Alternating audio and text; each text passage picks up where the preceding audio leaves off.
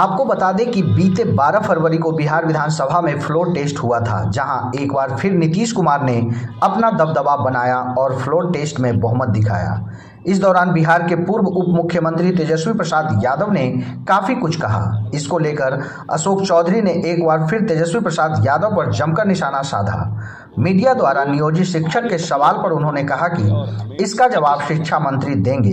इस दौरान जदयू विधायक के पुलिस शिकायत को लेकर उन्होंने कहा कि जो मामला है सबके सामने है, सीएम नीतीश कुमार ने जो घोषणा की है उस पर अमल होगा। इस दौरान राजद के 3 विधायक को अपने पाले में लेने के सवाल पर कहा कि फ्लोर पर वो विधायक हम लोग के साथ आए थे, हम लोगों ने किसी को बंधक नहीं किया था।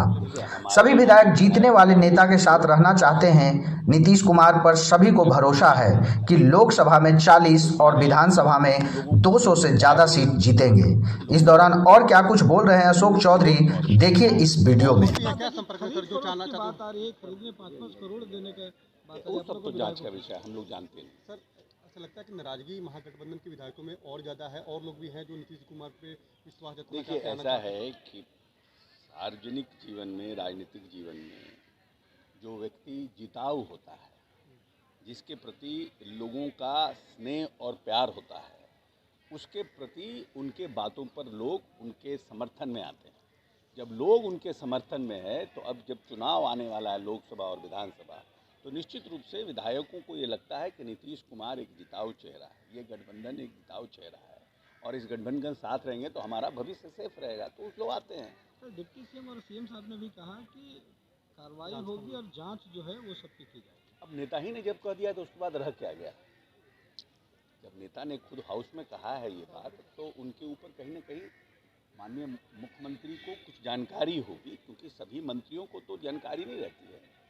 तो माननीय मुख्यमंत्री को कोई जानकारी होगी और उस जानकारी के बिना पर उन्होंने ये बयान दिया, तो जांच होगी। बीजेपी की ओर से नंदकिशोर यादव अध्यक्ष बनाए गए हैं, अध्यक्ष के उम्मीदवार बनाए गए हैं। आज उन्होंने तो नंदकिशोर यादव जी का लंबा संसदीय जीवन रहा है और लंबे समय से उन्होंने कार्यपालिका के रूप में, मंत्री के रूप में भी उन्होंने भूमिका का निर्वहन किया है और लंबे समय से बिहार विधानसभा के सदस्य रहे हैं।